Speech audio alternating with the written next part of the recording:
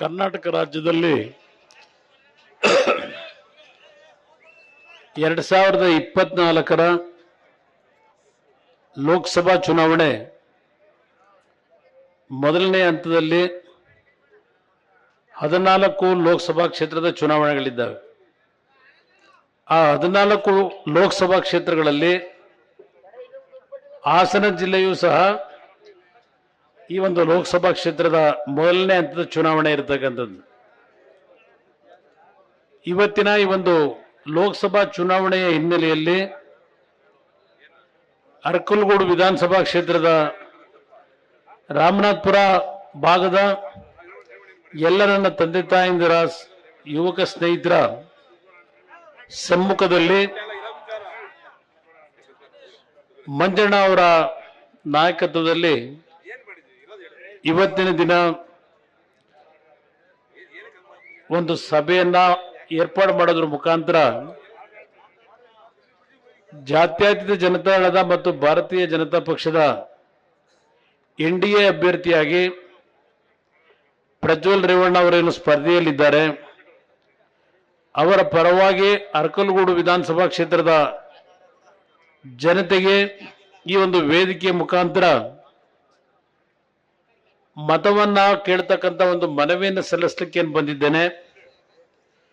ಇಂಥ ಒಂದು ಉರು ಬಿಸಿಲಿನಲ್ಲಿ ಬಹುಶಃ ಬೆಳಗ್ಗೆ 10:30 11 ಗಂಟೆಯಿಂದ ತಾವೆಲ್ಲರೂ ಈ ಸಭೆಯಲ್ಲಿ ಭಾಗವಹಿಸಿದ್ದೀರಿ. 9 ಗಂಟೆಯಿಂದ ಪ್ರಥಮವಾಗಿ ನಿಮ್ಮೆಲ್ಲರಿಗೆ ನನ್ನ ಗೌರವಪೂರ್ವಕವಂತ ವಂದನೆಗಳನ್ನು ಸಲ್ಲಿಸಲಿಕ್ಕೆ ಬಯಸ್ತಾ ಇದ್ದೇನೆ. ವೇದಿಕೆ ಮೇಲೆ ಈಗಾಗಲೇ ಉಪಸ್ಥಿತರಿದ್ದು ಬಹಳ ಮುಂಚೆನೇ ಈ ಒಂದು ಸಭೆಯಲ್ಲಿ ಭಾಗವಹಿಸಿದ್ದಂತ ಹಿರಿಯರು ಮತ್ತು ನಮ್ಮ ಪಕ್ಷದಲ್ಲಿ ಪಕ್ಷದ ಅಧ್ಯಕ್ಷರಾಗೂ ಸ್ವಲ್ಪ ದಿನ ಕೆಲಸವನ್ನು ನಿರ್ವಹಣೆ ಮಾಡಿದಂಥ ವಿಧಾನ ಪರಿಷತ್ತಿನ ಸದಸ್ಯರು ಮಾಜಿ ಸಚಿವರು ಆಗಿರತಕ್ಕಂಥ ವಿಶ್ವನಾಥ್ ಅವರು ಈಗಾಗಲೇ ನಿಮ್ಮೆಲ್ಲರನ್ನು ಉದ್ದೇಶಿಸಿ ಮಾತನಾಡಿ ಮೈಸೂರಿನ ಸಭೆಗೆ ನಿರ್ಗಮಿಸಿದ್ದಾರೆ. ಅವರ ಜೊತೆಯಲ್ಲಿ ಪ್ರಜ್ವಲ್ ಅವರು ಮಾತನಾಡಿದ್ದಾರೆ, ಅವರು ಬೇರೊಂದು ಸಭೆಗೆ ಹೋಗಿದ್ದಾರೆ. ರೇವಣ್ಣ ಅವರು ಮತ್ತು ಮಂಜಣ್ಣ ಅವರು ಇದೀಗ ತಾನೇ ಅವರ ಕೆಲವು ಭಾವನೆಗಳನ್ನು ವ್ಯಕ್ತಪಡಿಸಿ ಮಂಜಣ್ಣ ಅವರು ಸಹ ಸ್ವಲ್ಪ ರೇವಣ್ಣ ಅವರಿಗೆ ಜಿಲ್ಲೆಯಲ್ಲಿ ಅರಕಲಗೂಡಿಗೂ ಹೆಚ್ಚಿನ ರೀತಿಯಲ್ಲಿ ಮುಂದಿನ ದಿನಗಳು ಸಹಕಾರ ಸಿಗಲಿ ಅಂತಕ್ಕಂಥ ಹಿನ್ನೆಲೆಯಲ್ಲಿ ಬಹುಶಃ ರೇವಣ್ಣ ಅವರಿಗೆ ಕೆಲವು ವಿಷಯಗಳನ್ನು ಮನವರಿಕೆ ಮಾಡಲಿಕ್ಕೆ ಪ್ರಯತ್ನ ಪಟ್ಟಿದ್ದಾರೆ. ಅದನ್ನ ಯಾರು ಅನ್ಯತಾ ಭಾವಿಸಬೇಕಾಗಿಲ್ಲ. ಯಾಕೆಂದ್ರೆ ಅವರು ಅರಕಲಗೂಡಿನ ಶಾಸಕರಿದ್ದಾರೆ. ಬೇರೆ ಕ್ಷೇತ್ರಗಳಲ್ಲಿ ಅಭಿವೃದ್ಧಿ ಆದಾಗೆ ಅರಕಲಗೂಡು ಅವರನ್ನ ಕಷ್ಟ ಸುಖದಲ್ಲಿ ಏನು ಬೆಳೆಸಿದ್ದೀರಿ, ನನ್ನ ಕ್ಷೇತ್ರವು ಇವತ್ತು ಬೇರೆ ಕ್ಷೇತ್ರಗಳ ತರ ಅಭಿವೃದ್ಧಿ ಕಾಣಬೇಕು ಅಂತಕ್ಕಂಥದ್ದು ಅವರ ಭಾವನೆಗಳನ್ನು ನಿಮ್ಮೆಲ್ಲರ ಮುಂದೆ ವ್ಯಕ್ತಪಡಿಸಿದ್ದಾರೆ. ಅದನ್ನು ನಾವು ಯಾರು ಅನ್ಯತಾ ಭಾವಿಸಬೇಕಾದ ಅವಶ್ಯಕತೆ ಇಲ್ಲ. ಯಾಕೆಂದ್ರೆ ಮಂಜಣ್ಣ ಅವರು ಮೊದಲಿಂದಲೂ ಮಾತನಾಡಬೇಕಾದ್ರೆ ಸ್ವಲ್ಪ ನೇರವಾಗಿ ಮಾತನಾಡ್ತಾರೆ, ಆದರೆ ಹೃದಯ ಶುದ್ಧ ಇಟ್ಕೊಂಡಿದ್ದಾರೆ ಅಂತಕ್ಕಂಥ ನನ್ನ ಅಭಿಪ್ರಾಯ. ಹಿಂದೆ ಕೆಲವರು ನಮ್ಮ ಜೊತೆಲೇ ಇದ್ರು, ಹೊರನೋಟಕ್ಕೆ ಮಾತನಾಡೋದಕ್ಕೂ ಹೃದಯದಲ್ಲಿ ಇಟ್ಕೊಂಡಿದ್ದಕ್ಕೂ ನಾನು ನೋಡಿದ್ದೇನೆ. ಹಿಂದೆ ಇದ್ದಂಥ ವ್ಯಕ್ತಿಗಳ ಬಗ್ಗೆನೂ ನಾನು ಗಮನಿಸಿದ್ದೇನೆ. ಅದರಿಂದ ಈ ಮಾತನ್ನು ನಾನು ಹೇಳ್ತಾ ಇದ್ದೇನೆ. ಇವತ್ತಿನ ಈ ಸಭೆಯನ್ನ ತಾವೆಲ್ಲ ಇನ್ನೂ ಅತ್ಯಂತ ಯಶಸ್ವಿಯಾಗಿ ನಿರ್ವಹಿಸಿದ್ದೀರಿ. ಬಹುಶಃ ನಾನು ರಾಜಕಾರಣಕ್ಕೆ ಬಂದ ನಂತರ ಅರಕಲಗೂಡಿನ ಹಲವಾರು ಭಾಗದಲ್ಲಿ ಮತ್ತು ಅರಕಲಗೂಡು ಪಟ್ಟಣದಲ್ಲಿ ಬಹಳ ದೊಡ್ಡ ಮಟ್ಟದ ಸಭೆಗಳನ್ನು ಉದ್ದೇಶಿಸಿ ನಿಮ್ಮ ಒಂದು ಸಹಕಾರದಲ್ಲಿ ನಾನು ನನ್ನ ಭಾವನೆಗಳನ್ನು ಏನು ವ್ಯಕ್ತಪಡಿಸಿದ್ದೇನೆ. ಈ ತಾಲೂಕಿನ ಜನತೆ ಸನ್ಮಾನ್ಯ ದೇವೇಗೌಡರ ಒಂದು ನಾಯಕತ್ವದಲ್ಲಿ ನಂಬಿಕೆಯನ್ನು ತಾವಿಟ್ಟು ದೇವೇಗೌಡರ ಒಂದು ರಾಜಕಾರಣದ ಏಳು ಬೀಳುಗಳಲ್ಲಿ ಕಷ್ಟ ಸುಖದಲ್ಲಿ ದೇವೇಗೌಡರನ್ನ ಬೆಳೆಸಿರ್ತಕ್ಕಂಥ ಪುಣ್ಯಾತ್ಮರು ನೀವೆಲ್ಲರೂ. ನಾವೆಲ್ಲ ಸಣ್ಣ ಮಕ್ಕಳು, ನಾವು ಇನ್ನೂ ರಾಜಕಾರಣಕ್ಕೂ ಬಂದಿರಲಿಲ್ಲ. ಅಂಥ ದಿನಗಳಿಂದಲೂ ದೇವೇಗೌಡರ ಪರವಾಗಿ ಧ್ವನಿ ಎತ್ತಿ ಕೆಲಸ ನಿರ್ವಹಣೆ ಮಾಡಿರ್ತಕ್ಕಂಥದ್ದು.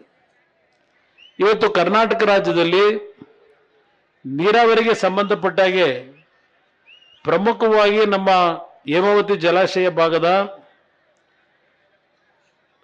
ಕಾರ್ಯಕ್ರಮಗಳು, ಯೋಜನೆಗಳು ಇವತ್ತೇನಾದರೂ ನಡೆದಿದ್ರೆ ಮಂಜಣ್ಣ ಅವರಿಗೆ ನಂಜೇಗೌಡರನ್ನ ನೆನೆಸ್ಕೋತಾ ಇದ್ರು. ಎಚ್ ಎನ್ ನಂಜೇಗೌಡರು ಇರ್ಬೋದು, ಸನ್ಮಾನ್ಯ ದೇವೇಗೌಡರು ಅವರಿಬ್ಬರ ನೀರಾವರಿಯ ವಿಷಯದಲ್ಲಿ ಚರ್ಚೆಗಳು, ಅವರ ಹೋರಾಟಗಳನ್ನು ನಾವು ಚಿಕ್ಕ ಮಕ್ಕಳಿಂದಲೂ ಗಮನಿಸಿದ್ದೇವೆ. ದೇವೇಗೌಡರು 1962ರಲ್ಲಿ ಪ್ರಥಮವಾಗಿ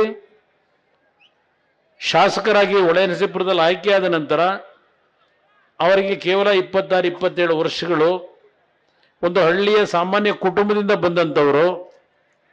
ಆದರೆ ಕಾವೇರಿ ನೀರಿನ ವಿಷಯದಲ್ಲಿ ಏನು ಸಮಸ್ಯೆಗಳಿತ್ತು, ವಿಧಾನಸಭೆಯಲ್ಲಿ ಅವತ್ತಿನ ದಿನಗಳಲ್ಲಿ ದೇವೇಗೌಡರು ಒಂದು ಖಾಸಗಿ ನಿರ್ಣಯವನ್ನು ಮಂಡನೆ ಮಾಡಿ, ಯಾವೊಂದು ವೀರೇಂದ್ರ ಪಾಟೀಲ್ರು ಮುಖ್ಯಮಂತ್ರಿಗಳಿದ್ರು, ಆ ಒಂದು ಸನ್ನಿವೇಶದಲ್ಲಿ ನಮ್ಮ ಭಾಗದ ಬರಗಾಲವನ್ನು ನಾವು ಕಾಣ್ತಾ ಇದ್ವು. ಹೇಮಾವತಿ ಮತ್ತು ಆರಂಗಿ ಜಲಾಶಯಗಳ ನಿರ್ಮಾಣ ಆಗಬೇಕು ಅಂತೇಳಿ ಅವರ ಧ್ವನಿ ಏನಿದೆ, ದೇವರಾಜ ಅರಸು ಅವರ ಸಂಪುಟದಲ್ಲಿ ನಂಜೇಗೌಡರು ಕೆಲವು ದಿನ ನೀರಾವರಿ ಸಚಿವರಾಗೂ ಕೆಲಸ ಮಾಡಿದ್ದಾರೆ. ಆ ಸಂದರ್ಭದಲ್ಲಿ ದೇವೇಗೌಡರ ಹೋರಾಟಕ್ಕೆ ಧ್ವನಿಗೂಡಿಸಿರ್ತಕ್ಕಂಥವ್ರು ನಂಜೇಗೌಡರು ಅಂತಕ್ಕಂಥದ್ದನ್ನು ನಾನು ಸ್ಮರಿಸ್ಕೊಳ್ಳಿಕ್ಕೆ ಬಯಸ್ತಾ ಇದ್ದೇನೆ. ಈ ಸಭೆಯಲ್ಲಿ ಹಲವಾರು ರೀತಿಯ ಅಭಿವೃದ್ಧಿಗಳನ್ನು ನೀವು ಕಂಡಿದ್ದೀರಿ. ಅದೆಲ್ಲದರ ಬಗ್ಗೆ ನಾನೀಗ ಸುದೀರ್ಘವಾಗಿ ಹೇಳಲಿಕ್ಕೆ ಹೋಗೋದಿಲ್ಲ. ಆದರೆ ಇವತ್ತು ನಾನು ಹಾಸನದ ನನ್ನ ತಂದೆ ತಾಯಂದ್ರಿಗೆ ಈ ವೇದಿಕೆ ಮುಖಾಂತರ ಮನವಿ ಮಾಡಲಿಕ್ಕೆ ಏನು ಬಂದಿದ್ದೇನೆ, ಒಂದು ವಿಷಯವನ್ನು ನಿಮ್ಮ ಗಮನಕ್ಕೆ ನಾನು ತರಲಿಕ್ಕೆ ಬಯಸ್ತೇನೆ. ಪ್ರಜ್ವಲ್ ಅವರು ಮಾತನಾಡಬೇಕಾದ್ರೆ ಒಂದು ಮಾತು ಹೇಳಿದ್ರು, ನಾನು ಅವ್ರನ್ನ ಈ ಸಂದರ್ಭದಲ್ಲಿ ಅವರು ಹೇಳಿದಂಥ ಮಾತಿಗೆ ನಾನು ಧ್ವನಿಗೂಡಿಸ್ತಾ ಇದ್ದೇನೆ. ಹಾಸನ ಜಿಲ್ಲೆಯ ಜನತೆ ದೇವೇಗೌಡರು ಕುಟುಂಬದಲ್ಲಿ ಇರ್ತಕ್ಕಂಥ ರೇವಣ್ಣ ಅವರಿರ್ಬೋದು, ನಾನಿರ್ಬೋದು, ನಾನಿಲ್ಲಿ ನೇರವಾಗಿ ಯಾವುದೇ ಚುನಾವಣೆಗಳಲ್ಲಿ ಸ್ಪರ್ಧೆ ಮಾಡದೇ ಇದ್ರು ಈ ಒಂದು ಮಣ್ಣಿನಲ್ಲಿ ನಾನೇನು ಜನಿಸಿದ್ದೇನೆ, ಹಾಸನ ಜಿಲ್ಲೆಯ ಮಣ್ಣಿನಲ್ಲಿ, ಇದು ನನ್ನ ಜನ್ಮದ ಭೂಮಿ. ನನಗೆ ರಾಜಕೀಯವಾಗಿ ನಾನು ಬೆಂಗಳೂರಿನ ಸಮೀಪದಲ್ಲಿರ್ತಕ್ಕಂಥ ರಾಮನಗರ ಜಿಲ್ಲೆ ರಾಜಕೀಯವಾಗಿ ಜನ್ಮ ಕೊಟ್ಟಿದ್ದಾರೆ ನನಗೆ. ನಂತರ ಮಂಡ್ಯ ಜನತೆಯೂ ಸಹ ಪ್ರೀತಿ ವಿಶ್ವಾಸದಿಂದ ನಮಗೇನು ಶಕ್ತಿ ತುಂಬಿದ್ದಾರೆ. ನಾವುಗಳು ನೀವು ಬೆಳೆಸಿರ್ತಕ್ಕಂಥ ನಿಮ್ಮ ಮನೆಯ ಮಕ್ಕಳು ಅಂತಕ್ಕಂಥದ್ದು ನನ್ನ ಹೃದಯದಲ್ಲಿ ನಾನು ಇಟ್ಕೊಂಡಿರ್ತಕ್ಕಂಥವನು.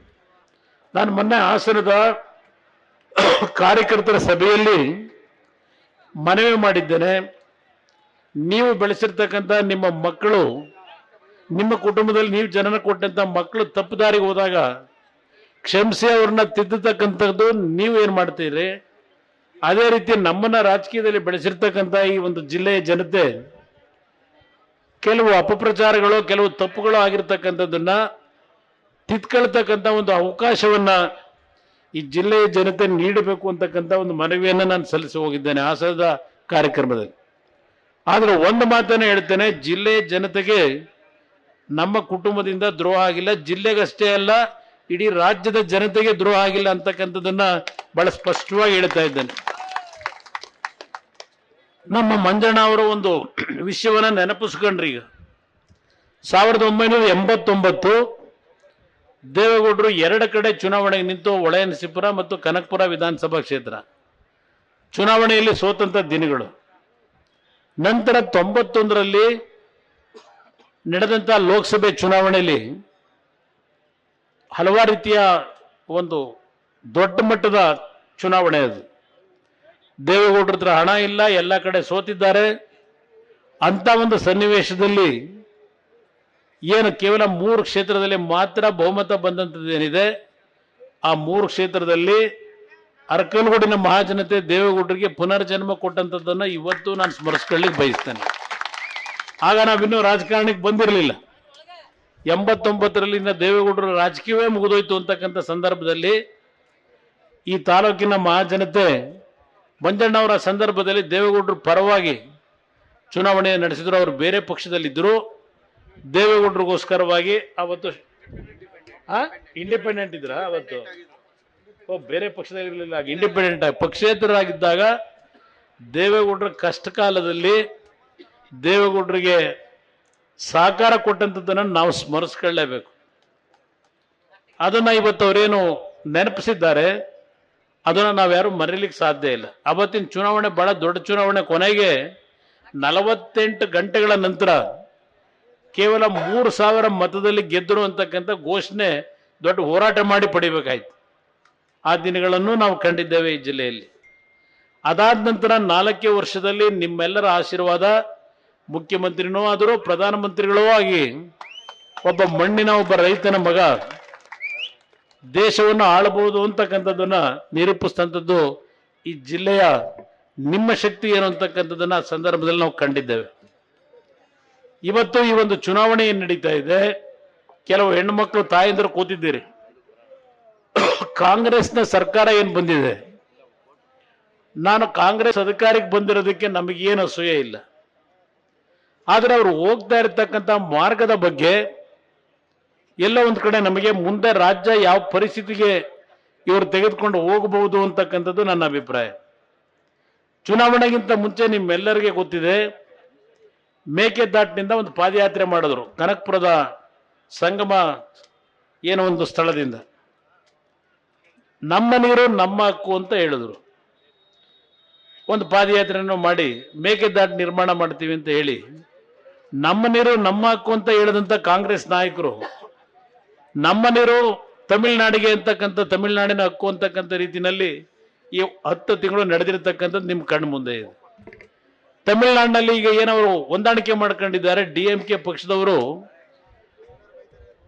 ಅವರ ಒಂದು ಮ್ಯಾನಿಫೆಸ್ಟೋದಲ್ಲಿ ಮೇಕೆದಾಟು ನಿರ್ಮಾಣ ಮಾಡಲಿಕ್ಕೆ ನಾವು ಯಾವ ಕಾರಣಕ್ಕೂ ಒಪ್ಪಿಗೆ ಕೊಡೋದಿಲ್ಲ ಅಂತಕ್ಕಂಥ ಮಾತು ಹೇಳಿದ್ದಾರೆ. ಇದು ಕರ್ನಾಟಕದ ಮೇಲೆ, ಅದರಲ್ಲೂ ಹಳೆ ಕರ್ನಾಟಕದ ನಮ್ಮ ಕಾವೇರಿ ಬೇಸಿನ್ ಏನಿದೆ ಇಲ್ಲಿ ಈಗೇನು ನಾವು ನೋವು ಅನುಭವಿಸ್ತಾ ಇದ್ದೇವೆ. ಇವತ್ತು ಬರಗಾಲ ಒಂದು ಕಡೆ, ದನಕರುಗಳಿಗೆ ಮೇವಿಲ್ಲ, ರೈತರು ಬೆಳೆದಂಥ ಬೆಳೆ ನೀರಿನ ಕೊರತೆಯಿಂದ ಹಲವಾರು ಭಾಗದಲ್ಲಿ ಕಬ್ಬು, ಇವತ್ತು ಮಂಡ್ಯ ಜಿಲ್ಲೆಯಲ್ಲಿ ಗಮನಿಸ್ತಾ ಇದ್ದೇನೆ, ಕಬ್ಬು ಸಂಪೂರ್ಣವಾಗಿ ಒಣಗಿ ಈಗ ಬೆಂಕಿ ಇಡ್ತಕ್ಕಂಥ ಪರಿಸ್ಥಿತಿಯಲ್ಲಿದ್ದಾರೆ. ಬರಗಾಲವನ್ನು ಇವತ್ತೇನು ನಾವು ಈ ರೀತಿಯ ಒಂದು ಬರಗಾಲ ಕಾಣ್ತಾ ಇದ್ದೇವೆ. ಕುಡಿಯೋ ನೀರಿನ ಹಾಹಾಕಾರ, 7-8 ಸಾವಿರ ಹಳ್ಳಿಗಳಲ್ಲಿ ಕುಡಿಯೋ ನೀರಿಲ್ಲ. ಇಲ್ಲಿ ನಮ್ಮ ಹೇಮಾವತಿ ಜಲಾಶಯದಲ್ಲಿದ್ದಂಥ ನೀರನ್ನ ಬೇರೆ ಭಾಗಕ್ಕೆ ಬಿಡ್ಲಿಕ್ಕೆ ಹೋದಾಗ ಸ್ವಲ್ಪ ಪ್ರತಿಭಟನೆ ನಡೆಸಿದಂಥದ್ದು ನಮ್ಮ ಶಾಸಕರುಗಳು ಮಾಡಿರೋದು ಗಮನಿಸಿದ್ದೇನೆ. ನಮ್ಮ ಶಾಸಕರು ಬೇರೆ ಜಿಲ್ಲೆಗೆ ನೀರು ಕೊಡಬೇಡಿ ಅಂತ ಹೇಳಿಲ್ಲ, ಅಲ್ಲಿಗೆ ಏನು ಕೊಡ್ತಾ ಇದ್ದೀರಿ ಅದೇ ರೀತಿಯಲ್ಲಿ ನಮ್ಮ ದನಕರುಗಳಿಗೆ ನಮ್ಮ ಕೆರೆಗಳಿಗೆ ನೀರನ್ನು ತುಂಬಿಸ್ತಕ್ಕಂಥದ್ದಕ್ಕೆ ಸಹಕಾರ ಕೊಡಿ ಅಂತ ಸರ್ಕಾರದ ಗಮನ ಸೆಳೆದಂಥದ್ದು ನಾನು ಮಾಧ್ಯಮದಲ್ಲಿ ಗಮನಿಸಿದ್ದೇನೆ. ಇದೆಲ್ಲ ಒಂದು ಭಾಗ. ಇವತ್ತು ನೀರಾವರಿಗೆ ಎಲ್ಲ ರೀತಿಯ ಕಾರ್ಯಕ್ರಮಗಳು ನಿಂತೋಗಿದ್ದಾವೆ. ದಯವಿಟ್ಟು ತಾವೆಲ್ಲ ಯೋಚನೆ ಮಾಡಬೇಕು, ಯಾವ ಅಭಿವೃದ್ಧಿ ಕಾರ್ಯಕ್ರಮಗಳು ಇಲ್ಲ. ನಾನು ಅಭಿವೃದ್ಧಿಯನ್ನ ಹಿಂದಿನ ದಿನಗಳಲ್ಲಿ ಮಾಡಿದಂಥದ್ದು 2006, 2007 25 ತಿಂಗಳು ನಾನು ಮುಖ್ಯಮಂತ್ರಿ ಇದ್ದಾಗ ಈ ಜಿಲ್ಲೆಗೆ ಕೊಟ್ಟಂತ ಕೊಡುಗೆಯನ್ನು ನಾನು ಹಲವಾರು ವಿಷಯಗಳನ್ನು ಚರ್ಚೆ ಮಾಡಬಲ್ಲೆ. ಅದು ಅವಶ್ಯಕತೆ ಇಲ್ಲ ನನಗೆ. ಈ ಜಿಲ್ಲೆಯ ಮಣ್ಣಿನ ಮಗನಾಗಿ ಈ ಜಿಲ್ಲೆಯಲ್ಲಿ ಹುಟ್ಟಿ ಈ ಜನ್ಮಕ್ಕೆ ಈ ಒಂದು ಜನ್ಮವನ್ನು ಕೊಟ್ಟಂತ ಈ ಪುಣ್ಯ ಭೂಮಿಗೆ ನನ್ನ ಕೈಲಾದ ಮಟ್ಟಿಗೆ ಸೇವೆಯನ್ನು ಸಲ್ಲಿಸಲಿಕ್ಕೆ ರೇವಣ್ಣವ್ರ ಜೊತೆಗೂಡಿ ದೇವೇಗೌಡರ ಮಾರ್ಗದರ್ಶನದಲ್ಲಿ ಒಂದು ಕಿರು ಕಾಣಿಕೆಯನ್ನ ಕೊಟ್ಟಿದ್ದೇವೆ ಅಂತಕ್ಕಂಥ ಹೇಳಲಿಕ್ಕೆ ಬಯಸ್ತೀನಿ. ನಮ್ಮ ಕರ್ತವ್ಯ ಆಯಿತು. ನಮಗೆ ಸಿಕ್ಕಂತ 20 ತಿಂಗಳ ಅವಧಿಯಲ್ಲಿ ಈ ಜಿಲ್ಲೆಯ ಸಮಗ್ರ ಅಭಿವೃದ್ಧಿಗೆ ಪ್ರಯತ್ನ ಪಟ್ಟಿದ್ದೇವೆ. ಅದಾದ ನಂತರ 14 ತಿಂಗಳು ನಾನು 2ನೇ ಬಾರಿ ಮುಖ್ಯಮಂತ್ರಿ ಆದಾಗ ಹಲವಾರು ರೀತಿಯ ಸಮಸ್ಯೆಗಳನ್ನು ಎದುರಿಸಿದ್ದೇನೆ. ಆ 20 ತಿಂಗಳು ನನಗಂಥ ಸಮಸ್ಯೆಗಳಿರಲಿಲ್ಲ. ಈ 14 ತಿಂಗಳಲ್ಲಿ ನಾನು ಯಾವ ನಮ್ಮ ರೈತರು ಪ್ರತಿನಿತ್ಯ ಆತ್ಮಹತ್ಯೆಗಳು ಮಾಡ್ಕೋತಾ ಇದ್ರು, ಒಂದು ಸಾರ್ವಜನಿಕವಾಗಿ ನಾನು ಸಭೆಗಳಲ್ಲಿ ಹೇಳಿದ್ದೆ, ಯಾವುದೇ ಕಾರಣಕ್ಕೂ ನಮ್ಮ ರೈತರು ಆತ್ಮಹತ್ಯೆಗೆ ಶರಣಾಗಬೇಡಿ, ನಮ್ಮ ಪಕ್ಷ ಅಧಿಕಾರಕ್ಕೆ ಬಂದರೆ ರೈತರ ಸಾಲವನ್ನು ಸಂಪೂರ್ಣ ಮನ್ನಾ ಮಾಡಿಕೊಡ್ತೀನಿ ಅಂತ ಹೇಳಿ. ಆ ಒಂದು ಸಂದರ್ಭ ನಮ್ಮ ಪಕ್ಷಕ್ಕೆ ಆಗಲೂ ಬಹುಮತ ಕೊಡಲಿಲ್ಲ ಈ ರಾಜ್ಯದ ಜನತೆ. ಕಾಂಗ್ರೆಸ್ನವರಿಗೆ ಸ್ಪಷ್ಟ ಬಹುಮತ ಇದ್ದಂಥ ಸರ್ಕಾರ ಚುನಾವಣೆಯಲ್ಲಿ ಸೋತರು. ದೇವೇಗೌಡರನ್ನು ಭೇಟಿ ಮಾಡಿ ನಮ್ಮ ಜೊತೆ ಸರ್ಕಾರ ಮಾಡಬೇಕು ಅಂತ ಬಂದವರು ಅವರೇ. ಆಗಲೂ ದೇವೇಗೌಡರು ಹೇಳಿದ್ರು, ನನ್ನ ಮಗನ ಆರೋಗ್ಯ ಚೆನ್ನಾಗಿಲ್ಲ, ಮಲ್ಲಿಕಾರ್ಜುನ್ ಖರ್ಗೆ ಅವರನ್ನೇ ನೀವು ಮುಖ್ಯಮಂತ್ರಿ ಮಾಡ್ತಿರೋ, ಸಿದ್ದರಾಮಯ್ಯವ್ರನ್ನ ಮಾಡ್ಕೋತಿರೋ, ಯಾರನ್ನು ಬೇಕಾದ್ರೂ ನೀವು ಮಾಡ್ಕೊಳ್ಳಿ, ನನ್ನ ಮಗನಿಗೆ ಮುಖ್ಯಮಂತ್ರಿಯ ಸ್ಥಾನದ ಅವಶ್ಯಕತೆ ಇಲ್ಲ ಅಂತಕ್ಕಂಥದ್ದನ್ನ ಸ್ಪಷ್ಟವಾಗಿ ಕಾಂಗ್ರೆಸ್ನ ನಾಯಕರ ಮುಂದೆ ಹೇಳಿದ್ರು. ದೆಹಲಿಯ ನಾಯಕರು ಇಲ್ಲ ಕುಮಾರಸ್ವಾಮಿನೇ ಆಗಬೇಕು ಅಂತ ನನ್ನ ಮೇಲೆ ಒತ್ತಡ ಹಾಕಿ ಮಾಡ್ಕೊಂಡ್ರು. ಅವತ್ತು ನಾನು ಒಪ್ಕೊಳ್ಳಿಕ್ಕೆ ಕಾರಣ ನನ್ನ ರೈತರ ಬದುಕೇನಾಗಿತ್ತು, ರೈತರಿಗೆ ಒಂದು ಆತ್ಮಸ್ಥೈರ್ಯ ತುಂಬಬೇಕು, ರೈತರ ಕುಟುಂಬಗಳು ಉಳಿಸಬೇಕು ಅನ್ನೋದಕ್ಕೋಸ್ಕರವಾಗಿ ನಾನು ಅವತ್ತು ಕಾಂಗ್ರೆಸ್ ಜೊತೆ ಸರ್ಕಾರ ಏನು ಮಾಡಿದೆ, ಮೊದಲನೇ ದಿನದಿಂದಲೇ ಪ್ರಾರಂಭ ಮಾಡಿದ್ರು. ರೈತರು ಸಾಲ ಮನ್ನಾ ಮಾಡಲಿಕ್ಕೂ ನಮ್ಮ ಪಕ್ಷಕ್ಕೂ ಸಂಬಂಧ ಇಲ್ಲ. ಇವತ್ತು ನಮ್ಮ ಕಾರ್ಯಕ್ರಮಗಳೇನಿದ್ದಾವೆ ಆ ಕಾರ್ಯಕ್ರಮಗಳನ್ನು ಮುಂದುವರಿಸಿ ಯಾವುದೇ ಕಾರ್ಯಕ್ರಮಕ್ಕೆ ಒಂದು ನಯಾ ಪೈಸಾ ಕಡಿಮೆ ಮಾಡಬಾರದು ಅಂದರು. ನಾನಾಗ ಹೇಳಿದೆ ಅವರಿಗೆ, ನೀವೇನು ಘೋಷಣೆ ಮಾಡಿದ್ದೀರಿ ಎಲ್ಲ ಕಾರ್ಯಕ್ರಮ ಮುಂದುವರಿಸ್ಕೊಡ್ತೀನಿ, ಆದರೆ ನಮ್ಮ ರೈತರ ಸಾಲ ಮನ್ನಾ ಮಾಡೋ ವಿಷಯದಲ್ಲಿ ನೀವು ನನಗೆ ಸಹಕಾರವನ್ನು ಕೊಡದೇ ಇದ್ರೆ ಈ ಸರ್ಕಾರ ಇದ್ರೂ ಒಂದೇ ಇಲ್ಲದೆ ಇದ್ರು ಒಂದೇ ಅಂತಕ್ಕಂಥ ಮಾತನ್ನ ಹೇಳಿ, ಅವರ ಸಹಕಾರ ನಮಗಿಲ್ಲದೆ ಇದ್ರು ಅವತ್ತು 25,000 ಕೋಟಿ ಹಣವನ್ನ ಕೇವಲ 14 ತಿಂಗಳಲ್ಲಿ ನನ್ನ ರೈತರ ಕುಟುಂಬಗಳನ್ನು ಉಳಿಸಬೇಕು ಅಂತ ಹೇಳಿ ಈ ದೇಶದ ಇತಿಹಾಸದಲ್ಲಿ ಯಾವುದಾದ್ರೂ ಒಂದು ರಾಜ್ಯ ಸರ್ಕಾರ ಆ ಮಟ್ಟದ ಹಣವನ್ನ ಇವತ್ತು ಕೊಡ್ತಕ್ಕಂಥ ಕೆಲಸ ಮಾಡಿದ್ರೆ ಅದು ನೀವು ಬೆಳೆಸಿರ್ತಕ್ಕಂಥ ನಿಮ್ಮ ಕುಟುಂಬದ ಮಕ್ಕಳು ನಾವು ಮಾಡಿ ತೋರಿಸಿದ್ದೇವೆ ಅಂತಕ್ಕಂಥದ್ದನ್ನ ಈ ಸಂದರ್ಭದಲ್ಲಿ ಹೆಮ್ಮೆಯಿಂದ ನಾನು ಹೇಳಲಿಕ್ಕೆ ಬಯಸ್ತಾ ಇದ್ದೇನೆ. ಆ ಒಂದು ಸಾಲ ಮನ್ನಾದಲ್ಲಿ ಹಾಸನ ಜಿಲ್ಲೆಗೆ ಒಂದಕ್ಕೆ ಸುಮಾರು 750 ಕೋಟಿಗೂ ಹೆಚ್ಚಿನ ರೈತರ ಸಾಲ ಮನ್ನಾ ಆಗಿದೆ. 750 ಕೋಟಿ. ಆ 750 ಕೋಟಿ ಸಾಲ ಮನ್ನಾದಲ್ಲಿ ಕೇವಲ ಬರೀ ಒಕ್ಕಲಿಗ ಸಮಾಜಕ್ಕೆ ಅನುಕೂಲ ಆಯ್ತಾ? ನನ್ನ ಕುರುಬ ಸಮಾಜದ ಬಂಧುಗಳಿಗೆ ಇವತ್ತು ಆ ಸಾಲ ಮನ್ನಾದ ಯೋಜನೆ ದೊರಕಲಿಲ್ವೇ? ವೀರಶೈವ ಸಮಾಜದ ಬಂಧುಗಳಿಗೆ ಸಾಲ ಮನ್ನಾ ಯೋಜನೆ ದೊರಕಲಿಲ್ವೇ? ದಲಿತ ಕುಟುಂಬಗಳ ರೈತರುಗಳಿದ್ದರೆ ನಿಮಗೆ ಸಾಲ ಮನ್ನಾ ಯೋಜನೆ ಹಣ ಬರಲಿಲ್ವೇ? ಇದು ನೀವು ಬೆಳೆಸಿರ್ತಕ್ಕಂಥ ನಿಮ್ಮ ಮಕ್ಕಳು ಮಾಡಿರ್ತಕ್ಕಂಥ ಒಂದು ಸಣ್ಣ ಸಾಧನೆ. ಇವತ್ತು ನಮ್ಮ ರೈತರು ಕಷ್ಟದಲ್ಲಿದ್ದಾರೆ. ಇವತ್ತು ಕಳೆದ ಬಾರಿ ಹಲವಾರು ಕಡೆ ರೈತರು ಬೆಳೆದಂತ ಬೆಳೆ ಸಂಪೂರ್ಣ ನಾಶ ಆಗಿದೆ. ಸರ್ಕಾರವೇ ಹೇಳ್ತಾ ಇದೆ 38,000 ಕೋಟಿ ಮೌಲ್ಯದ ಬೆಳೆ ನಷ್ಟ ಆಗಿದೆ ಅಂತ ಹೇಳಿ. ಕೇಂದ್ರ ಸರ್ಕಾರದ ಮುಂದೆ 18,000 ಕೋಟಿ ಪರಿಹಾರ ಕೊಡಿ ಅಂತ ಕೇಳ್ತಾ ಇದ್ದಾರೆ. 18,000 ಕೋಟಿ ಪರಿಹಾರ ಕೊಡ್ತಕ್ಕಂಥದಕ್ಕೆ ಕೇಂದ್ರದಲ್ಲಿ ಯಾವುದೇ ಸರ್ಕಾರಗಳಿದ್ರೂ ಕೊಡ್ಲಿಕ್ಕೆ ಸಾಧ್ಯ ಇಲ್ಲ. ಇದು ಇರ್ತಕ್ಕಂಥ ವಾಸ್ತವಾಂಶ. ಈಗ ನಾನು ರೈತರ ಸಾಲ ಮನ್ನಾ ಮಾಡಿದಾಗ ನರೇಂದ್ರ ಮೋದಿ ಅವ್ರ ಮುಂದೆ ಹೋಗಿ ನಿಂತ್ಕೊಂಡ, ನಮ್ಮ ರೈತರ ಸಾಲ ಮನ್ನಾ ಮಾಡ್ತೀನಿ ಅಂತ ಘೋಷಣೆ ಮಾಡಿಬಿಟ್ಟಿದ್ದೀನಿ, ನೀವು ಹೆಚ್ಚಿನ ರೀತಿಯಲ್ಲಿ ನಮಗೆ ಆರ್ಥಿಕವಾಗಿ ನೆರವು ಕೊಡಬೇಕು ಅಂತ ನರೇಂದ್ರ ಮೋದಿ ಮುಂದೆ ಹೋಗಲಿಲ್ಲ. ನಮ್ಮ ರಾಜ್ಯದ ಜನತೆ 6.5 ಕೋಟಿ ಜನತೆ ನೀವು ಕಟ್ಟತಕ್ಕಂಥ ತೆರಿಗೆ ಹಣ ರಾಜ್ಯ ಸರ್ಕಾರಕ್ಕೆ ಏನು ಬರುತ್ತೆ? ನಿಮ್ಮ ಹಣವನ್ನ ನಿಮಗೆ ದಾರಿ ಎರೆದಿದ್ದೇನೆ 25,000 ಕೋಟಿ ಸಾಲ ಮನ್ನಾ ಮಾಡಿ. ನಾನು ಕೇಂದ್ರ ಸರ್ಕಾರದ ಮುಂದೆ ಅರ್ಜಿ ಹಿಡ್ಕೊಂಡು ಹೋಗಲಿಲ್ಲ. ಸಾಲ ಮನ್ನಾ ಮಾಡಕ್ಕೆ ನನ್ನ ಹತ್ರ ದುಡ್ಡು ಇಲ್ರಪ್ಪ, ದುಡ್ಡು ಕೊಡಿ ಅಂತ ಕೇಳಲಿಲ್ಲ. ಇದು ನಮಗೂ ಕಾಂಗ್ರೆಸ್ನವ್ರಿಗೂ ಇರ್ತಕ್ಕಂಥ ವ್ಯತ್ಯಾಸವನ್ನು ಅರ್ಥ ಮಾಡ್ಕೊಳ್ಳಿ. ಇಲ್ಲಿ ಕೆಲವು ಹೆಣ್ಣು ಮಕ್ಕಳು ಕೂತಿದ್ರು, ಕೆಲವರು ಹೊರಟ್ಬಿಟ್ಟಿದ್ದೀರಿ. ಈಗ ನಾನು ನಿಮ್ಮ ಕುಟುಂಬದ ತಾಯಂದರಿಗೆ, ಮಹಿಳೆಯರಿಗೆ ನಾನು ನಿಮ್ಮ ಮುಖಾಂತರ ಮನವಿ ಮಾಡೋದು, ಆಯ್ತಪ್ಪ ಇದು ಎಂಥದ್ದು 5 ಗ್ಯಾರಂಟಿ ಹೇಳ್ತಾ ಇದ್ದಾರಲ್ವೇ, 5 ಗ್ಯಾರಂಟಿಯಿಂದ ನಿಮ್ಮ ಆರ್ಥಿಕ ಶಕ್ತಿ ಎಷ್ಟು ಮಟ್ಟಕ್ಕೆ ಬೆಳೆದಿದೆ? 2,000 ರೂಪಾಯಿನಲ್ಲಿ ನನ್ನ ತಾಯಂದರು ಅದಕ್ಕೆ ತೃಪ್ತಿ ಆಗ್ತೀರಾ ನೀವು? ಸ್ವಾತಂತ್ರ್ಯ ಬಂದು 77 ವರ್ಷ ಆಯಿತು, ನಿಮ್ಮನ್ನ ಇನ್ನೂ 2,000 ರೂಪಾಯಿಗೆ ಬಹುಶಃ ಅರ್ಕುಲ್ಗೊಂಡಲ್ಲೇ ಒಂದು ಬಾರಿ ನಡೀತು. ಕಾಂಗ್ರೆಸ್ನ ಅಭ್ಯರ್ಥಿ ಕಳೆದ ಬಾರಿ ಚುನಾವಣೆ ಸಂದರ್ಭದಲ್ಲಿ, ವಿಧಾನಸಭೆ ಚುನಾವಣೆ ಆಗೋದಕ್ಕಿಂತ ಮುಂಚೆ ಇಲ್ಲಿ ಸೀರೆ ಹಂಚತಕ್ಕಂಥ ಕಾರ್ಯಕ್ರಮ ಮಾಡಿದ್ರು. ನೀವು ಮರ್ತು ಬಿಟ್ಟೇನೋ ಗೊತ್ತಿಲ್ಲ, ನಾನು ಇನ್ನೂ ನನ್ನ ತಲೆಯಲ್ಲಿ ಇಟ್ಕೊಂಡಿದ್ದೇನೆ. ಆ ಸೀರೆ ಹಂಚಲಿಕ್ಕೆ ಬಂದಾಗ ಆ ನೂಗ್ಲಾಗಿ ಹಲವಾರು ಹೆಣ್ಣು ಮಕ್ಕಳು ಪೆಟ್ಟು ತಿಂದದ್ದು ನಾನು ಪತ್ರಿಕೆಗಳ ಗಮನಿಸಿದ್ದೇನೆ. ಇವತ್ತು ಈ ಸರ್ಕಾರಗಳು ಸ್ವಾತಂತ್ರ್ಯ ಬಂದು 40-50 ವರ್ಷ ನಿರಂತರವಾಗಿ ಕಾಂಗ್ರೆಸ್ದೇ ಸರ್ಕಾರ, ದೆಹಲಿಯಲ್ಲೂ ಕಾಂಗ್ರೆಸ್ ಸರ್ಕಾರ, ರಾಜ್ಯದಲ್ಲೂ ಕಾಂಗ್ರೆಸ್ದೇ ಸರ್ಕಾರ 1977ನೇ ಇಸ್ವಿಯವರೆಗೆ ಆಗಿದ್ದರೆ ನಿಮ್ಮನ್ನ ಇನ್ನು ಕೈಯೊಡ್ಡ ಪರಿಸ್ಥಿತಿಗೆ ಯಾಕೆ ನಿಲ್ಲಿಸಿದ್ದಾರೆ? ನಿಮ್ಮನ್ನ ಆರ್ಥಿಕವಾಗಿ ಸದೃಢವಾಗಿ ಬೆಳೆಸಿ ಕೈ ಎತ್ತಿ ನಿಮ್ಮ ಅಕ್ಕಪಕ್ಕದ ಜನತೆಗೆ ಕಷ್ಟದಲ್ಲಿ ಕೊಡ್ತಕ್ಕಂಥ ಒಂದು ಶಕ್ತಿಯನ್ನ ನಿಮಗೆ ಇನ್ನೂ ಬೆಳೆಸಿದೆ.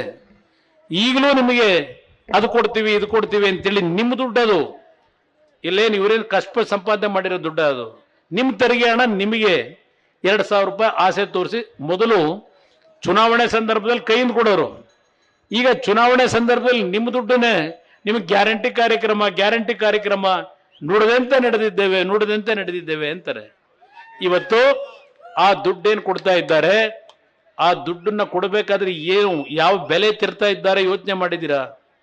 ಇವತ್ತು ಈ ಸರ್ಕಾರ 1,05,000 ಕೋಟಿ ಸಾಲ ಮಾಡಿದ್ದಾರೆ. ಈ ಒಂದೇ ವರ್ಷದಲ್ಲಿ 1,05,000 ಕೋಟಿ ಸಾಲ ಮಾಡಿ ಅದರಲ್ಲಿ 52,000 ಕೋಟಿ ಈ 5 ಕಾರ್ಯಕ್ರಮಕ್ಕೆ ಕೊಡ್ತಾ ಇದ್ದಾರೆ. ಈ 52,000 ಕೋಟಿ ಸಾಲ ತೀರ್ಸಾರಿ ಯಾರು? ಈ 1,00,000 ಕೋಟಿ ಸಾಲ ಮಾಡಿದ್ದಾರಲ್ಲ ಈ ವರ್ಷ, ಆ ಸಾಲ ತೀರಿಸಬೇಕಾದ್ರೆ ನೀವೇ. ಇವ್ರು ಇರ್ತಾರೆ ಇವತ್ತು, ನಾಳೆ ಹೋಗ್ತಾರೆ. ಆದರೆ ಸರ್ಕಾರದ ಸಾಲ ಇವತ್ತು 6,85,000 ಕೋಟಿಗೆ ಹೋಗಿದೆ.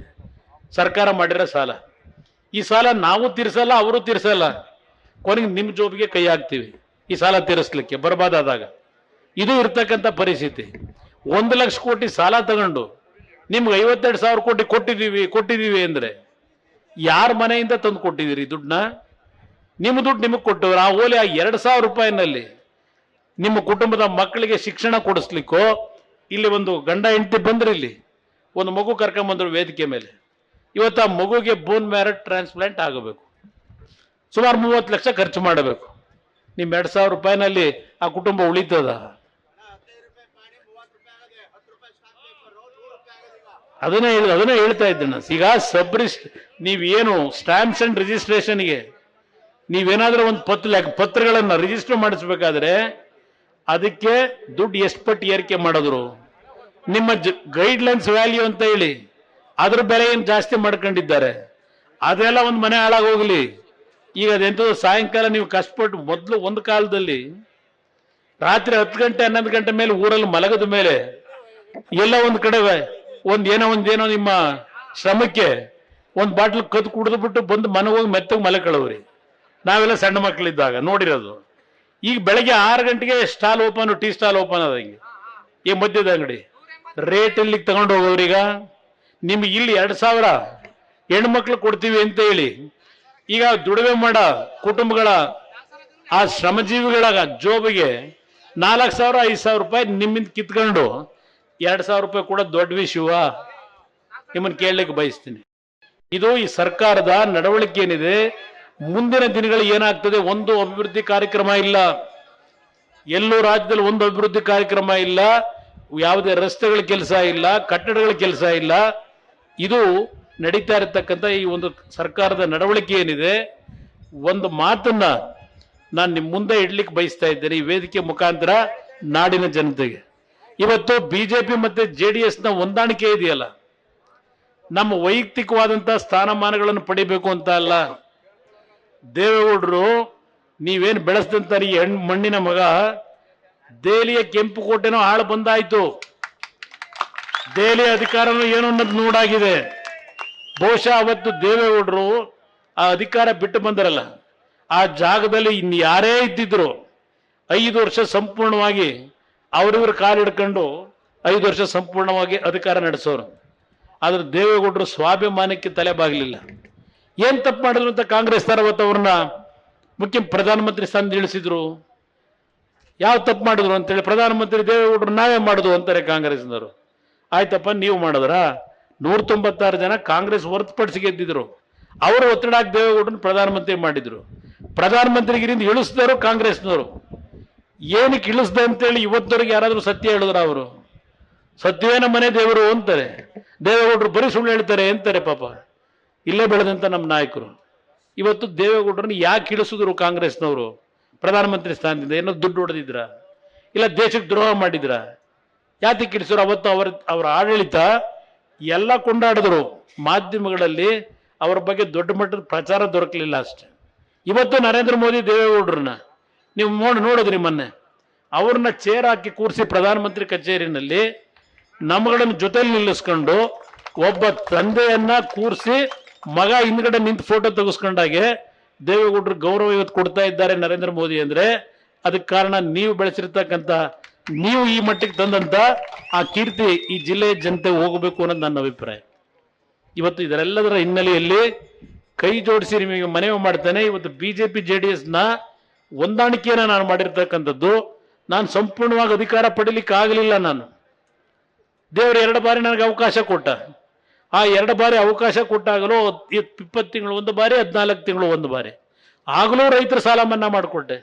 ಅದಷ್ಟೇ ಅಲ್ಲ, 56,000 ಕುಟುಂಬಗಳಿಗೆ ಶಿಕ್ಷಣ ಇಲಾಖೆಯಲ್ಲಿ ಕೆಲಸ ಕೊಟ್ಟಿದ್ದೇನೆ. ಆ ಸಂದರ್ಭದಲ್ಲಿ ಈ ಕಳೆದ 14 ವರ್ಷದಲ್ಲಿ ಬಂದಂತ ಸರ್ಕಾರಗಳು ಎಷ್ಟು ಕುಟುಂಬಗಳ ಮಕ್ಕಳಿಗೆ ಕೆಲಸ ಕೊಟ್ಟಿದ್ದಾರೆ ಇವತ್ತು ದಯವಿಟ್ಟು ಕೇಳಿ. ಅವ್ರನ್ನ ಕಾಂಗ್ರೆಸ್ನವ್ರನ್ನ ಕೇಳಿ, ಬೇರೆಯವ್ರನ್ನ ಕೇಳಿ.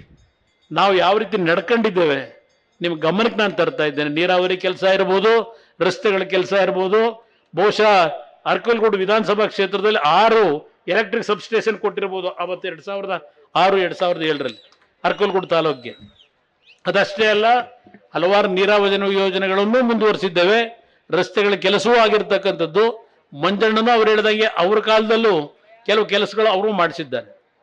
ಆದರೆ ಇವತ್ತು ಈ ಜಿಲ್ಲೆಯ ಸಮಗ್ರ ಅಭಿವೃದ್ಧಿಗೆ ನಮಗೆ ಸಿಕ್ಕಂತ ಕಡಿಮೆಯ ಅವಧಿಯಲ್ಲಿ ಪ್ರಾಮಾಣಿಕವಾಗಿ ದುಡಿಮೆ ಮಾಡಿದ್ದೇವೆ. ನಮ್ಮ ಹಳ್ಳಿಯ ಹೆಣ್ಣು ಮಕ್ಕಳು, ನಾನು ಗ್ರಾಮ ವಾಸ್ತವ್ಯ ಮಾಡಬೇಕಾದ್ರೆ ಈ ಒಂದು ಸಾರಾಯಿ ನಿಲ್ಸಪ್ಪ ಅಂತಕ್ಕಂಥ ಮಾತು ಹೇಳಿದ್ರು. ಹಳ್ಳಿಯ ಹೆಣ್ಣು ಮಕ್ಕಳಿಗೆ ಗೌರವ ಸಲ್ಲಿಸಲಿಕ್ಕೆ ಯಾವ ಒಂದು ಕಳಪೆ ಸಾರಾಯಿಯನ್ನಾಗಿ ಮಾರಾಟ ಮಾಡ್ತಾ ಇದ್ರು. ಅದನ್ನು ಕುಡಿದು ಹಲವಾರು ಕುಟುಂಬದಲ್ಲಿ ಸಾವು ನೋವುಗಳಾಗ್ತಾ ಇತ್ತು. ಸಾರಾಯಿಯನ್ನು ಸಂಪೂರ್ಣ ಈ ರಾಜ್ಯದಲ್ಲಿ ನಿಷೇಧ ಮಾಡೋದು. ಇನ್ನು ಲಾಟ್ರಿ ಸಂಪೂರ್ಣವಾಗಿ ಬಂದ್ ಮಾಡಿದೆ. ಇವತ್ತೇನಾಗಿದೆ, ಇವೆಂಥವು IPL ಕ್ರಿಕೆಟ್ ದಂಧೆ. ನಿಮ್ಮ ಹಳ್ಳಿಗಳಲ್ಲಿ ನೀವು ಬೆಳೆಸಿರ್ತಕ್ಕಂಥ ನಿಮ್ಮ ಮಕ್ಕಳು ಆ ಕ್ರಿಕೆಟ್ ಬೆಟ್ಟಿಂಗ್ ದಂಧೆಗೆ ಹೋಗಿ ಮನೆ ಮಠ ಎಲ್ಲ ಹಾಳು ಮಾಡ್ಕೊತಾ ಇದ್ದಾರೆ. ರಕ್ಷಣೆ ಕೊಡೋರು ಯಾರು ಇಲ್ಲ ಬಡವರಿಗೆ. ಇದು ಈಗಿರ್ತಕ್ಕಂಥ ಸರ್ಕಾರಗಳು. ಇವತ್ತು ನಾನು ಈ ಒಂದು ಮೈತ್ರಿಗೆ ನಾವು ತೀರ್ಮಾನ ಮಾಡಿದ್ದು, ಸ್ವತಂತ್ರವಾಗಿ ನಮಗೆ 5 ವರ್ಷದ ಸರ್ಕಾರ ಕೊಟ್ಟಿದ್ರೆ ಇವತ್ತು ಈ ರಾಜ್ಯವನ್ನ ದೇಶದಲ್ಲೇ ಮೊದಲನೇ ಸ್ಥಾನದಲ್ಲಿ ತೆಗೆದುಕೊಂಡು ಹೋಗ್ತಕ್ಕಂಥ ಎಲ್ಲಾ ರೀತಿಯ ಆರ್ಥಿಕ ಶಕ್ತಿ ಈ ನಾಡಿನ ಜನತೆ ಈ ಸರ್ಕಾರ ಕೊಟ್ಟಿದ್ದಾರೆ. ನಾವು ದುಡ್ಡಿಗೆ ಇನ್ನೊಬ್ಬರ ಮುಂದೆ ಹೋಗಿ ಕೈ ಬಡ್ಡಿ ಬೇಡಬೇಕಾಗಿಲ್ಲ. ನಮ್ಮ ತೆರಿಗೆ, ನಮ್ಮ ದುಡ್ಡು ಎಲ್ಲ ಘೋಷಣೆ ಮಾಡ್ಕೊಂಡು ಹೊರಟವರಲ್ಲ.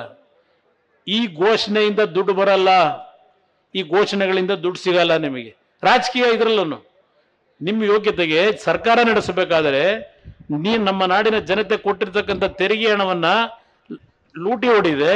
ಎಂಥವು ಪರ್ಸೆಂಟೇಜ್ಗಳವಲ್ಲ, 40%, 50% ಕಾಂಟ್ರಾಕ್ಟರ್ಗಳಿದ್ರೆ ಅನುಭವಿಸಿದ್ರಿ. ರೇವಣ್ಣ ಲೋಕೋಪಯೋಗಿ ಮಂತ್ರಿ ಇದ್ದಾಗ, ನಾನು ಮುಖ್ಯಮಂತ್ರಿ ಇದ್ದಾಗ, ಯಾರಾದರೂ ಒಬ್ಬ ಕಾಂಟ್ರಾಕ್ಟ್ರು ನಿಮ್ಮ ಕೆಲಸ ಮಾಡಿದಂಥ ಬಿಲ್ಲನ್ನ ಪಡಿಬೇಕಾದ್ರೆ, ದುಡ್ಡು ಪಡಿಬೇಕಾದ್ರೆ ಒಂದು ಬಿಡಗಾಸನ್ನ ಏನಾದರೂ ಪರ್ಸೆಂಟೇಜ್ ಲೆಕ್ಕದಲ್ಲಿ ಕೊಡಿ ಅಂತ ಕೇಳಿದ್ವ? ಮನೆ ಬಾಗಿಲಿಗೆ ಪ್ರತಿ ತಿಂಗಳು 30ನೇ ತಾರೀಕು ಕಾಂಟ್ರಾಕ್ಟ್ಗಳು ಮನೆಗೆ ದುಡ್ಡು ಕೊಳ್ಸಿವು. ಇದು ನಾವು ಮಾಡಿರ್ತಕ್ಕಂಥ ಕೆಲಸ. ಇನ್ನೊಬ್ರು ತಲೆ ಹೊಡೆಯೋ ಕೆಲಸ ಮಾಡಲಿಲ್ಲ, ಪ್ರಾಮಾಣಿಕವಾಗಿ ದುಡಿಮೆ ಮಾಡಿದ್ದೇವೆ. ಅದರಿಂದ ಇವತ್ತು ಈ ರಾಜ್ಯದಲ್ಲಿ ಇರ್ತಕ್ಕಂಥ ಸಮಸ್ಯೆಗಳು, ರೈತರ ಸಮಸ್ಯೆಗಳಿಗೆ ಏನಾದರೂ ಮಾಡಿ ಇವತ್ತು ನಾವು ಕೇಂದ್ರದಲ್ಲಿ ನರೇಂದ್ರ ಮೋದಿ ಅವರು ಪ್ರಧಾನಮಂತ್ರಿ ಆಗೋದನ್ನ ಯಾರೂ ತಪ್ಪಿಸ್ಲಿಕ್ಕಾಗಲ್ಲ ಅಂತಕ್ಕಂಥದ್ದು ದೇಶದಲ್ಲಿ ಇವತ್ತೇನು ಚರ್ಚೆ ಮಾಡ್ತಾ ಇದ್ದಾರೆ. ಇವತ್ತು ನಾವು ತೀರ್ಮಾನ ಮಾಡಿದ್ದು, ವಿರೋಧ ಪಕ್ಷದಲ್ಲಿ ಬರೀ ವೇದಿಕೆ ಮೇಲೆ ಭಾಷಣ ಮಾಡೋದ್ರಿಂದ ನಿಮ್ಮ ಕಷ್ಟವನ್ನು ಬಗೆಹರಿಸಲಿಕ್ಕೆ ಸಾಧ್ಯ ಇಲ್ಲ. ಇದೆಲ್ಲ ನೋಡಿದ್ದೇನೆ.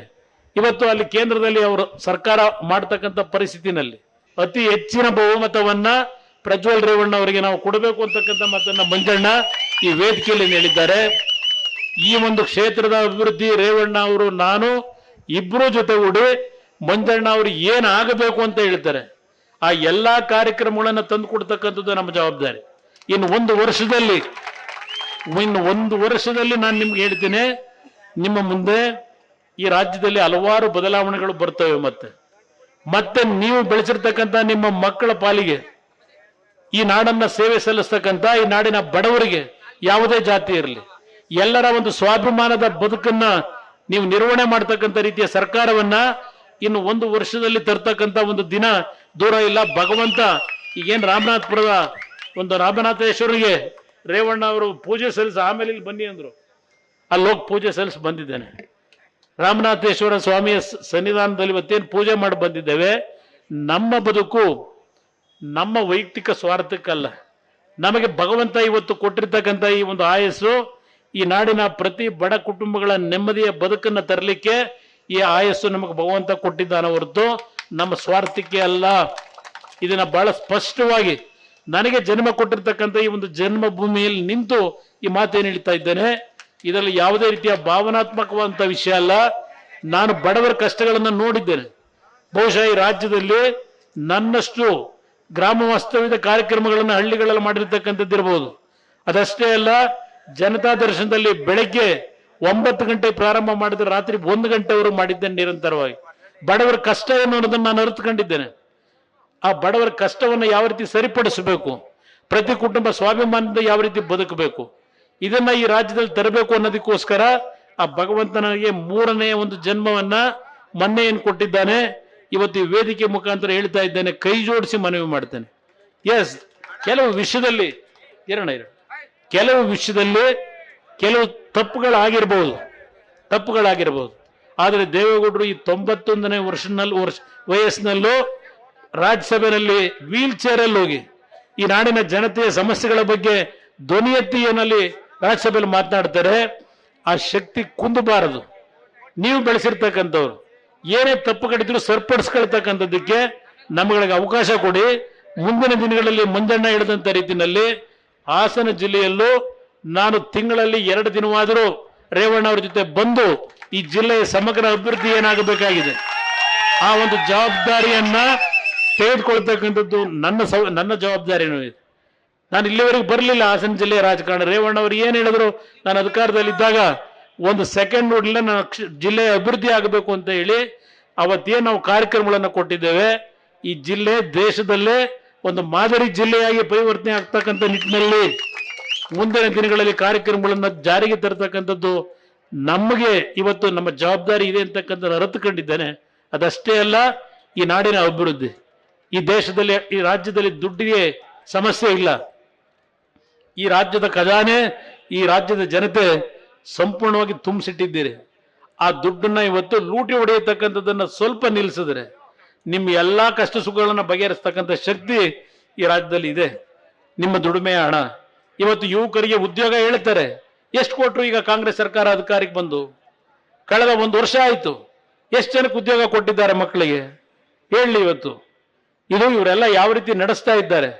77 ವರ್ಷಗಳಾದರೂ ಈ ಬಡತನ ಅಂತಕ್ಕಂಥದ್ದೇನಿದೆ ಇದನ್ನ ಹೋಗಲಾಡಿಸ್ಬೇಕು ಅಂತ ಬಿಜೆಪಿಯವ್ರ ಮೇಲೆ ಹೇಳ್ತಾರೆ. ಆದ್ರೆ ಕಾಂಗ್ರೆಸ್ ಒಂದು ಘೋಷಣೆ ಮಾಡಿದ್ರು 1971ರಲ್ಲಿ ಗರೀಬಿ ಹಟಾವೋ ಅಂತೇಳಿ. ಗರೀಬಿ ಹಟಾವೋ ಆಯ್ತಾ? ಬಡತನವನ್ನು ಹೋಗಲಾಡಿಸಿದ್ರ? ಇವತ್ತು ಇವ್ರ ಮೇಲೆ ನೀವು ಹೇಳ್ತಕ್ಕಂಥವ್ರು ನಿರಂತರವಾಗಿ 50 ವರ್ಷ ದೇಶ ರಾಜ್ಯ ಒಟ್ಟಿಗೆ ಆದಂಥವ್ರು, ನೀವು ಕೊಟ್ಟಂತ ಕೊಡುಗೆ ಏನು? ಇಲ್ಲಿಂದ ಸತತವಾಗಿ 28ಕ್ಕೆ 28 ಲೋಕಸಭಾ ಸದಸ್ಯರನ್ನು ಕಳಿಸಿದ್ರು ಕನ್ನಡಿಗರು. ಯಾರಾದ್ರೂ ಒಬ್ಬ ಕಾಂಗ್ರೆಸ್ನ 28ಕ್ಕೆ 28 ಲೋಕಸಭಾ ಸದಸ್ಯರು ಧ್ವನಿ ಎತ್ತಿದ್ರ? ಇವತ್ತು ಸಹ ಲೋಕಸಭೆಯಲ್ಲಿ ರಾಜ್ಯಸಭೆಯಲ್ಲಿ ಧ್ವನಿ ಎತ್ತಿರ್ತಕ್ಕಂಥದ್ದು ನೀವೇನಾದ್ರೂ ಕಂಡಿದ್ರೆ ಅದು ಸನ್ಮಾನ್ಯ ದೇವೇಗೌಡರು ಒಬ್ಬರೇ. ಈ ಹಾಸನ ಜಿಲ್ಲೆಯ ಮಣ್ಣಿನ ಮಗ, ಅವರು ಧ್ವನಿಯನ್ನ ಎತ್ತಿದ್ದಾರೆ ಲೋಕಸಭೆಯಲ್ಲಿ. ಅವ್ರು ಹೊರತುಪಡಿಸಿ ರಾಜ್ಯದ ಸಮಸ್ಯೆಗಳ ಬಗ್ಗೆ ಚರ್ಚೆ ಮಾಡಿದಂತ ಕಲಾಪಗಳು ತೆಗೆದು ನೋಡಿ. ಈ ರಾಜ್ಯದ ಕಷ್ಟ ಸುಖಗಳ ಬಗ್ಗೆ ಯಾರಿವತ್ತು ಚರ್ಚೆ ಮಾಡಿದ್ದಾರೆ, ಧ್ವನಿ ಎತ್ತಿದ್ದಾರೆ? ಇವತ್ತು ದೇವೇಗೌಡರು ಆ ಸ್ಥಾನದಲ್ಲಿದ್ದಾರೆ.